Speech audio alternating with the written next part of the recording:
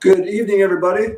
It's your main man, Cody, here on the Brew and Orange podcast, ready to drink a beer with you, talk some Gators and Tampa sports. We got a lot of information coming at you about the Bucks, the Lightning, USF, the Rays. We're going to talk Florida Gator football, of course, like always. And like we do to start off every show, we are going to have a brew here on Brew and Orange. So today it's about Tampa, man. I got the USF America shirt on, man. Love this. One of my favorite shirts that I have for USF.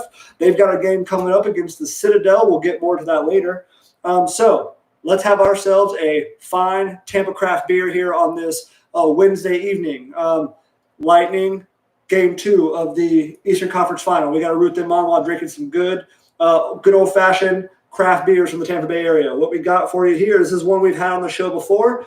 It doesn't matter if I've had it once or had it 5 times. I want to tell you about it. I want to encourage you to go out to Hidden Springs over by Curtis Hickson Park. So this is from Hidden Springs Can Art. Can't pronounce Ariel.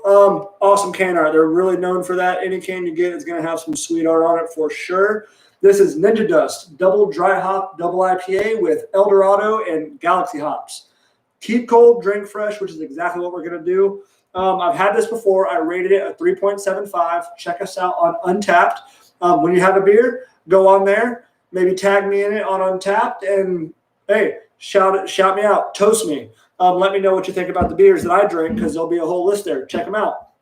All right, let's go ahead. Get this thing popped.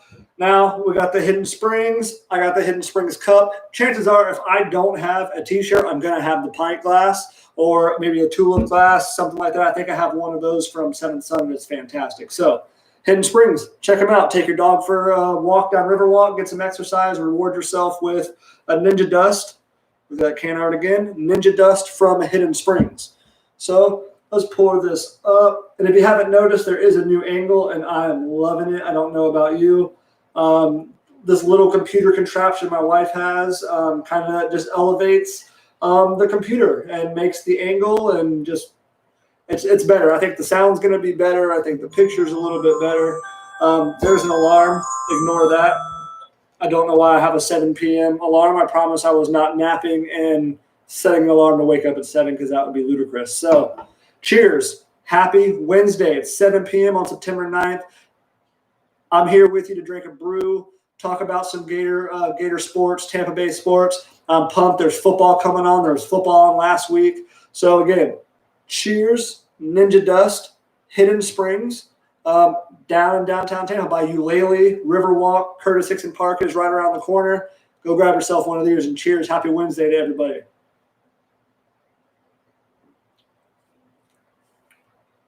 Oh, yeah, that's tasty. Very, very good. So, again, go check yourself out one of these beers. I know they got beers to go. They may have even opened the indoor seating to enjoy those beers. I thought I saw something on Twitter or on their Instagram. Double check that before you go, but I know they're open. They always have great cans on sale to go last time I went.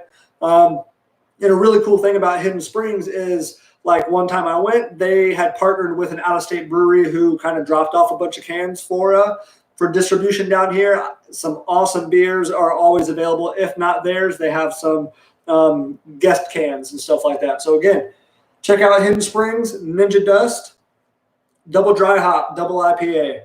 I know my boy Pat loves double dry hop. So this is on North Franklin Street, Hidden Springs, North Franklin Street. I did give this a 3.75. I stand by that rating. If maybe, sometimes you want to try them again. Your ratings are influenced by your mood, by your actions, by who you're with that day. So the 3.75, I stand by this here today on a lovely Wednesday. Oh, yeah. All right, so let's get down to business. Florida Gators, 16 days until Ole Miss game. You heard that right. That is less than 3 weeks. Got 16 days until Ole Miss. Fingers crossed. Put your seatbelts on. Florida did have one positive COVID case. That is their first COVID case since May. So take that all into consideration. That is really, really good. I think the entire student-athlete body of individuals across all sports has only had a little over 20 positive cases. So it's been 22 total players and that's the first one since May.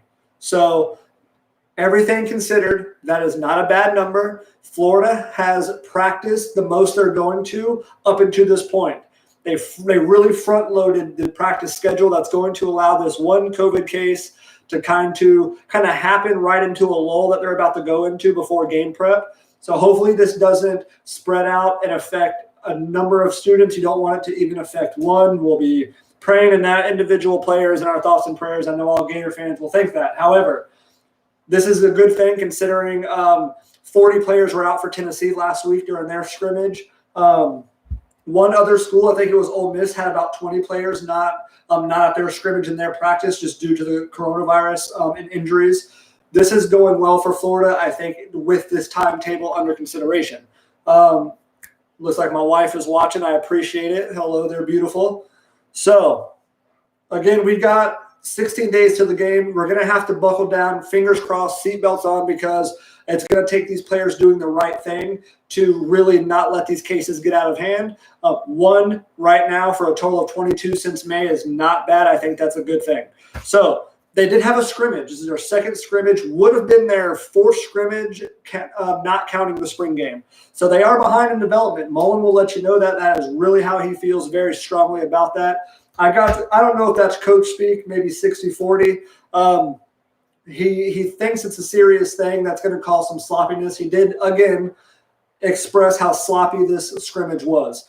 The quarterbacks threw 3 interceptions. The D-line, they said, did not force any 3-and-outs. And I got here, let's think about that. The defense didn't have one single 3-and-out. So there's a couple ways you can look at this. The running game must be converting on these third and shorts, third and mediums, and you hope that's what it is because the other outlook is negative. Maybe just the O-line is holding their own right now. Again, I'm going to go with one of those two. The running backs have been showing life. The defensive line has been balling out. We've heard that in every scrimmage and practice. So I'm saying the running game must be showing life, or the O-line, or maybe both, or maybe the O-line is creating some push. That's not going to be a negative if you look at them from that way. Now, of course, we can say, why, what if our O-line is not doing well? Why isn't the D-line creating, wreaking havoc on these quarterbacks? That's from this information, very limited amount of information. I'm choosing to go with Naquan Wright, Malik Davis, those guys. With Lingard, Shorter, Dameon Pierce, those guys are creating and must be gashing up some holes thanks to the O-line finally getting some push. So, which takes us to another thing. I mean, Mullen does expect the sloppiness. Like I said, he knows that they have lost vital time practicing, getting cohesiveness together between the lines, especially the O-line. That's something that he always stresses needs to be needs to be able to be built amongst the O-line. And that's going to show possibly like it is right now. Maybe the same as going to the defense. Look, so I mean, we have to think that that's just kind of what he wants to do right now. He's always stressing that the amount of practice, it's going to hurt them in tackling. Maybe it's hurting the O-line. Maybe it's hurting the D-line. We just won't know right now. But this is expected. Listen to what Lane Kiffin said last week. He said right now, if the season was starting last week on Wednesday, he says that he knows 4 to 5 teams who wouldn't have been able to field an entire team. Tennessee is one of those. Tennessee said right now if the games are played immediately, and now they're 2 weeks away. Tennessee says if the games are played right now, you're allowed to dress up to 22 players. They would only have 20 available. So that just goes to show you Florida is in a good place for all things considered. I'm not saying one coronavirus case is good because, it should be none, blah, blah, blah, semantics, whatever. However, Florida's in a good place compared to the Tennessees, the Ole Miss, the Notre Dames, all those who kind of went through these tough times where they had to shut things down for a little bit. So let's just, like I said, put the seatbelt on, cross those fingers that for 16 days the players can make good decisions, keep themselves healthy, keep themselves ready to play.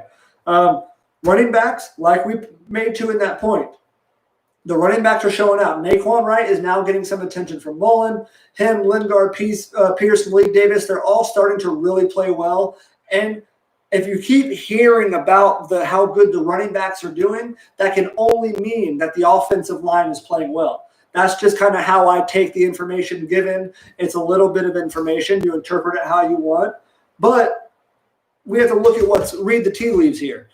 the running backs must be doing something right if the defense can't convert, and the defense doesn't convert and there's 3 interceptions. So I don't know, take with what you will from that, but I'm going to choose to think that the running backs are playing well and the O-line is getting some push.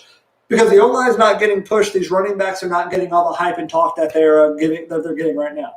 So, also Gene DeLance, I know that name strikes fear into many Florida Gator fans watching him play on the O-line for these last few years and be incredibly unsuccessful. Never fun. However, he's flashing, he's doing well. He was playing on some bad shins, that kind of thing, lower ankle, upper ankle. He was hurt. Let's give him the benefit of the doubt, see what another year under Hevesy can do for him. And I'm willing to bet he comes out and he dominates because that's just kind of the word on the streets right now. So, again, that goes back. That's another name on the O-line. Maybe the O-line is getting some push. Maybe there's some cohesiveness going on. Maybe they're starting to gel a little bit. Ethan White is rumored to be the one who was hurt. That's right. Let me drink on that. Ethan White, who was this newfound – the guy can pull with the best of them. Quick feet, lost a bunch of weight, was showing out, supposed to start at center. Evidently, he has hurt his knee. Now, that's all rumor and speculation. You know how Mullen loves to keep that stuff close to the vest. I'll keep hounding Twitter for you. I'll keep checking the boards, and when something happens, we'll let you know. But all things considered, reading those tea leaves again, Ethan White is more than likely the one who is injured right now and could be out up to 6 weeks. That's what the little birdies are talking about. I don't have birdies. I just listen for other people's birds. So that's what I'll update you, and I'll retract anything. If, come Friday, if the information changes, I'll let you know. I'll take back the old stuff, blah, blah, blah. So guess what? Here's another name for you. Kadarius Toney. All of a sudden, he's learned to be an all-around wide receiver. I'll drink to that one too. Congrats. I guess he won't just be doing the icky shuffle in the backfield every time he gets the ball. Maybe he'll break through. Now, I did have some interesting things about Kadarius Toney. He did have 10 catches last year. Last year he had 10 catches and averaged 19.5 yards per catch. I don't care if you have 1 catch, 10 catches, 100 catches. That's really, really impressive to get the ball away that few times. But that just goes to show you get the ball in his hand and he is explosive. But evidently, he has worked on his hands. He's worked on his routes. I'm telling you right now, this wide receiver core, 4 wide receivers, 4 different 53-man rosters, that is a big deal. I can't remember if it was Adam Schefter, Feldman, one of the insiders said that he does not believe it has ever happened where four players at the same position from the same roster in the same draft all make 53-man rosters. Hammond, Swain, Cleveland, and Jefferson are all on 4 separate 53-man rosters starting the NFL season. That's a big deal, and you can just go ahead and add that to the list of positive things that Florida gets to promote to these. If you remember, I asked Ron Zook what they made him the best recruiter, and he laughed and he said it helps to have a good product. You can be the salesman all you want, but he's right. If you've got the product, top 10 university, top 10 academic university, top 10 public institution, top 10 sports across the field, track and field, baseball, all gymnastics, all the whole 9 yards. It sells itself, and that's funny. Ron Zook made that comment. So we also have some good news. Kadarius Toney is a wide receiver now, and on to some Power 5 coaches anonymously came out and said they believe Florida is a team that could surprise a lot of people. And they mentioned Texas too. They said the teams with established personnel and veterans. Who said that before? I did. That's right. These teams that have the established personnel that carried over from last year, they're not filling coordinator holes, not passing professors, whatever Joe Brady was at LSU. Pat, talking to y'all replaced way too much. Y'all are losing a lot of games this season. I'm fired up for the Lightning, and I'm throwing shots at LSU right now. I'll let him come on. I know it's not fair. He can't defend himself. I'll bring him on. I'll let him talk about LSU and where he stands. Anyways, I digress. So, Power 5 coaches were asked. Florida was the answer. They're established with a veteran quarterback, and they're not replacing a lot of coordinators. So expect Florida to really be in the thick of it. This is nothing different from what we've already heard this offseason. However, I don't know about you Gator fans, I get nervous when all of these pundits, these experts, gas Florida up in the preseason. I prefer Florida to have some bulletin board material, but I also don't think Dan Mullen is going to let this get to Florida's head, and I think that he's going to have them prepared and ready to go because Texas A&M is an additional tough game on the schedule. He's not going to let them have any letdowns. Felipe Franks is coming into the swamp this year. Dan Mullen is not going to let letdowns happen. Knock on wood, I'm not going to say it. I'll just say it this way. Florida was prone in years past to lose games they shouldn't. I'm looking at Missouri for 2 years in a row under McElwain. Can't let that happen. Dan Mullen doesn't seem like the coach who's going to allow his team to slip up. I don't think he believes in trap games. He wants his team to have the best rep. One of his old teammates, and this is his quote, not mine, or one of his old players that Dan Mullen coached, Dan Mullen would always preach, make your next rep better than the last. He said it was the best advice he had ever gotten under Dan Mullen. It's such a simple reminder that he expects the most out of his players. Like Ron Zook, it's a high-profile program that sells itself, and Dan Mullen preaches that same thing. When you put the blue and orange on, those players out there, he expects them to go out there and give their best. What can't argue with him, the results, 10 wins, 11 wins, back-to-back seasons. He's only going to progress, I think. This is an odd year, but I still think that Florida's in for a really big season, and that starts in 16 days. Remember that. Ooh, good ninja dust. Okay. So on to the Rays. Talk a little bit Tampa Bay Rays. They've dropped the last couple. The Nationals have really been playing them tough. Scherzer pitched a hell of a game. They're 3-3 in the last 6 games, 6-4 over the last 10. Meadows and Lau were 1-9 with 7 strikeouts last night. With Yandy out, those 2 guys absolutely have to press. They absolutely have to do their best. And they've got to put their best foot forward. There's only 20 games left. You don't know how long Yandy's going to be out. You're 3.5 games up on the Blue Jays, who are a game and a half up on the Yankees. Give me the Yankees.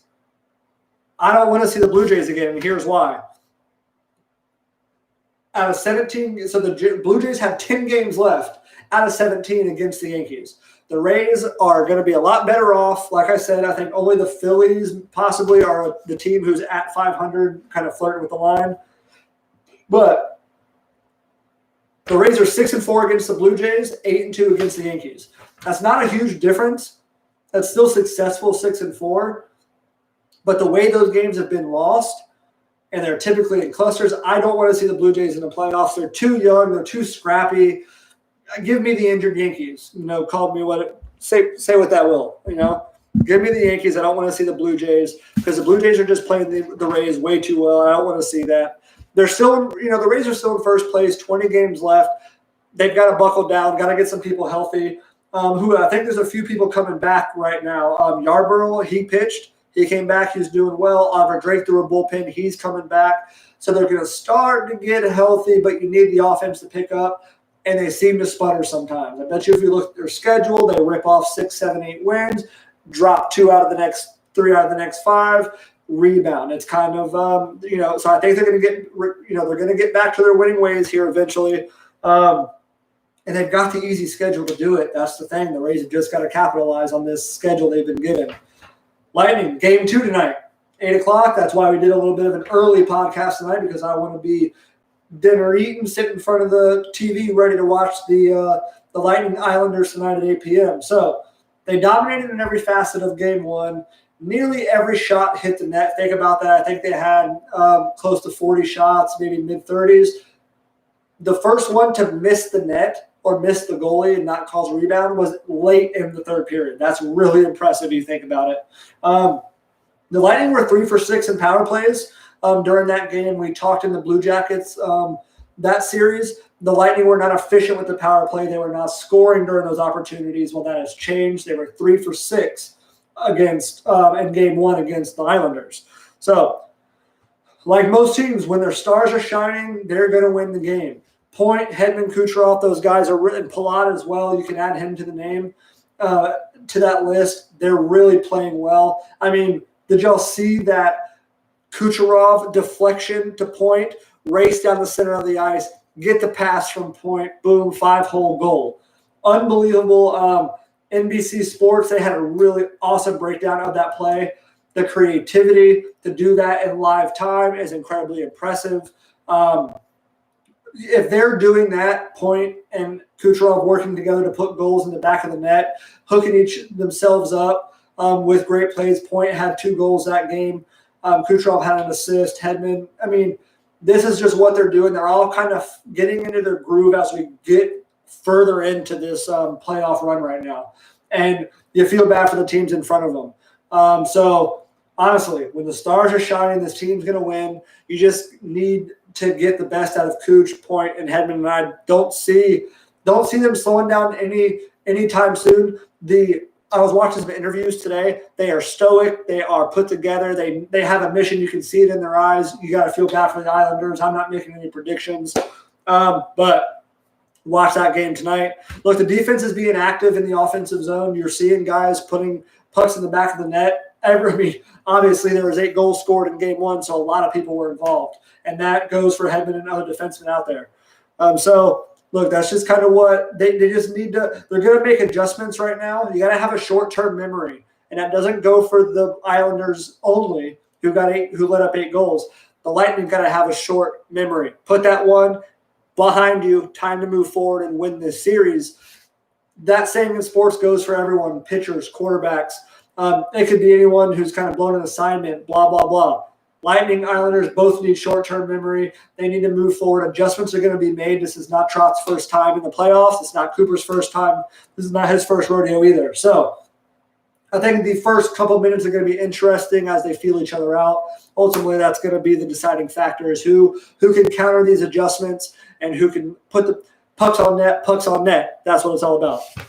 All right, let's move into the Bucks. I'm going to wrap this bad boy up. Bucks versus Saints. Predictions coming up on Friday. I'll do a little take it or leave it with Justin. Maybe we'll have Ricky on. He loves the Bucks, knows the Bucks. He lives the Bucks. Man, we're going to get him on as well. Stuff, who's going to score the first touchdown, blah, blah, blah. Really some fun stuff. It's going to be a fun episode on Friday. Just because on Sunday, you've got so much Tampa sports, you're not even going to know what to watch. At 1 o'clock, you got the Rays. 3 o'clock, you got the Lightning. 4 o'clock, you got the Bucks. What are you going to watch? Let me know in the comments section. How are you going to watch? I imagine I'll have the phone, the computer, the TV, all streaming YouTube, watching everything all at one time. So the Saints are 3.5-point favorites. Call that a push for what it's worth. No fans in New Orleans. No who dat, hollering at you. I'm telling you, I'll give you a score prediction on Friday, but I like the Bucks in this game. ESPN, the FPI, I love looking at that. It's just an arbitrary number. It doesn't really mean much. And it's most of the time, I'd say 70-30, pretty accurate. FPI gets it a 60-40 chance the Saints are going to win this game. This is the first time in history that both NFL starters for teams facing each other are both over the age of 40. That's wild to me. That blows my mind. Brady and Breeze, both over 40. Funny stuff. Do you see what Sean Payton said today? He said he bought some TB12 water, started getting a lot of spam emails from TB12, and when he went to customer service and said, hey, stop spamming me, he gets more emails. That's Brady playing mind games right there. You got to love that. So Evans did not practice today. Mike Evans, star wide receiver, didn't practice today. It came out as a soft tissue injury. Adam Schefter reported that it was, in fact, a hamstring injury, and it's the same injury that sidelined him last year at the end of the season. You got to hope that with this time lost practicing, training, lifting, that this isn't going to be some lingering thing for Mike Evans. I mean, he's had multiple 1,000-yard receiving years. You want to see that grow, and the potential is even higher now with Tom Brady back there. You want to see this offense at full speed.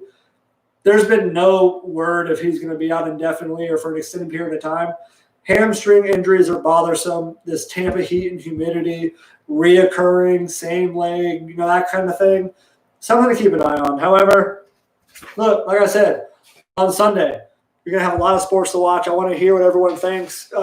You can email us at brewandOrange@yahoo.com. Get your craft beer merch at beerthrone.com. Put in Brew and Orange at checkout for your 15% off. Find us at Brew and Orange 1 on Twitter and Brew and Orange on Instagram. Find my guy Justin as well. And it's on Facebook. Justin's been pushing the blogs to the Facebook. Everyone find us on any platform you want. Listen to the podcast on Anchor, Spotify, Overcast, Apple Podcast, wherever it is you find your favorite podcast. Check me out. We're having exciting shows. I'm bringing you all the latest information. Check out our Chris Leak episode. Check out our Ron Zook episode if you haven't already. Get down to Hidden Springs. Get yourself a Ninja Dust or whatever beer down there strikes your fancy. All their stuff is good. Really good sours and Berliner Weiss in there. Awesome setting. Awesome downtown area. I highly recommend it.